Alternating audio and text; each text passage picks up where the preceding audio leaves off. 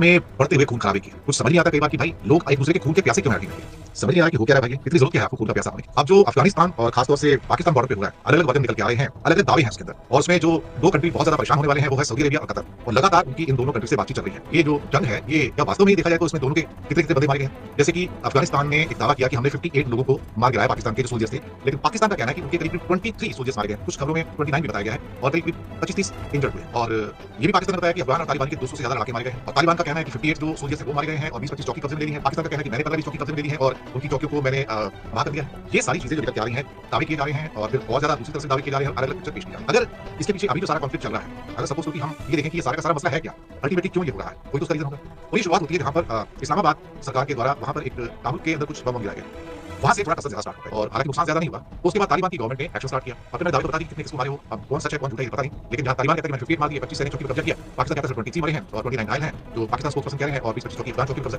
अस्सलाम वालेकुम नाज़रीन, आप देख रहे हैं ARS न्यूज़ चैनल। नाज़रीन, भारत में चलने वाली एक और बड़ी साजिश का खुलासा हो गया है।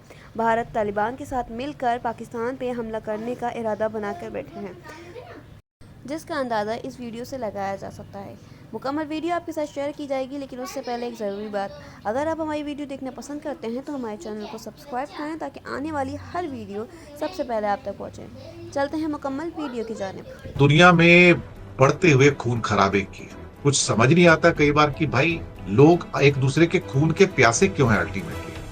समझ नहीं आ रहा कि हो क्या रहा है भाई, ये इतनी जरूरत क्या है आपको खून का प्यासा होने की। अब जो अफगानिस्तान और खासतौर से पाकिस्तान बॉर्डर पे हो रहा है, अलग अलग वर्जन निकल के आ रहे हैं, अलग अलग दावे हैं उसके अंदर, और उसमें जो दो कंट्री बहुत ज्यादा परेशान होने वाले हैं वो है सऊदी अरेबिया और कतर, और लगातार उनकी इन दोनों कंट्री से बातचीत चल रही है। ये जो जंग है ये क्या वास्तव में ही देखा जाए तो इसमें दोनों के कितने कितने बंदे मारे गए हैं। जैसे कि अफगानिस्तान ने एक दावा किया कि हमने 58 लोगों को मार गिराया, पाकिस्तान के जो सोल्जर्स थे, लेकिन पाकिस्तान का कहना है कि उनके करीब करीब 23 सोल्जर्स मारे गए हैं, कुछ खबरों में 29 भी बताया गया है, और करीब करीब 25-30 इंजर्ड हुए हैं। और ये भी पाकिस्तान ने बताया कि अफगान और तालिबानी के 200 से ज्यादा लड़ाके मारे गए हैं, और तालिबान का कहना है कि 58 जो सोल्जर्स हैं वो मारे गए हैं और 20-25 चौकी कब्जे में ले ली हैं। पाकिस्तान का कहना है कि मैंने 15-20 चौकी कब्जे में ले ली हैं और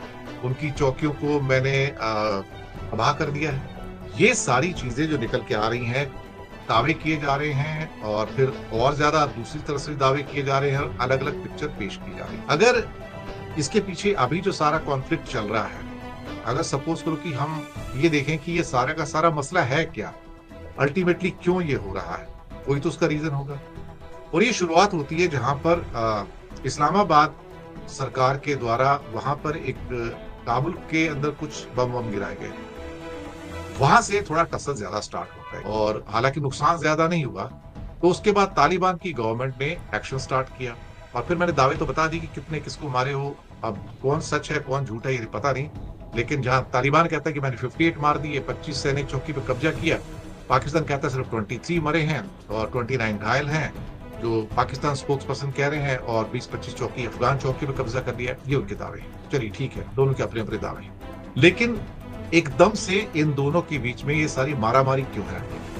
ये सारा का सारा जो दोनों पहले काफी दोस्त थे, तो हुआ क्या है, ये ऐसा लगता है कि कहीं ना कहीं कुछ एक ईगो कॉन्फ्लिक्ट है दोनों के बीच में, कि कौन अल्टीमेटली यहाँ पर इस खित्ते के अंदर एक बड़ी पावर बन के उभरेगा। इस चक्कर में कतर और सऊदी रात भर परेशान रहे, और उनकी काफी क्या कहते हैं कि मीडिएशन भी रही है, और बातचीत करते रहे, और दोनों पावरफुल कंट्री हैं, सऊदी भी और खासतौर से कतर भी। और सऊदी का पहले स्टेटमेंट आया था कि हमने दोनों कंट्री से बात की और कहा है कि भाई डिप्लोमेटिकली डायलॉग से इसको तुम सुलझाओ कि तुम्हारी क्या प्रॉब्लम है।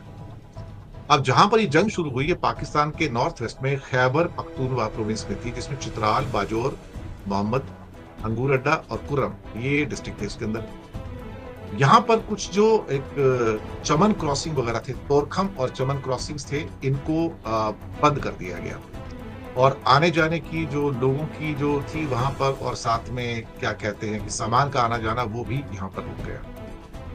अब जो काबुल का कहना है कि बहुत बड़ा वायलेशन था, आपने हमारे बमबारी की है। हालांकि इस्लामाबाद ने इस बात को कबूल नहीं किया पूरी तरह से कि उन्होंने बमबारी की है, लेकिन अल्टीमेटली बमबारी तो हुई। अब सवाल ये पैदा होता है कि अगर जवाबी कार्रवाई हो रही है तो फिर उसके अंदर अगर ग्राउंड फोर्सेस आपस में लड़ रही हैं तो कहीं ना कहीं उसको नुकसान तो होगा, और नुकसान हो भी रहा है। जी हाँ, और डूरंड लाइन के ऊपर अच्छी खासी गोलीबारी हुई है, अच्छी खासी, और भारी तोप खाने से गोलीबारी हुई है। अब इनका जो डूरंड लाइन है 2611 किलोमीटर लंबा है, यानी कि पाकिस्तान और अफगानिस्तान की जो डिवाइडिंग लाइन है डूरंड लाइन है, 2611 किलोमीटर लंबा है, और यहाँ बार बार झड़पें होती रहती हैं। ये एक ऐसा बॉर्डर है जिसको अफगानिस्तान ने कभी भी लीगली रिकॉग्नाइज नहीं किया।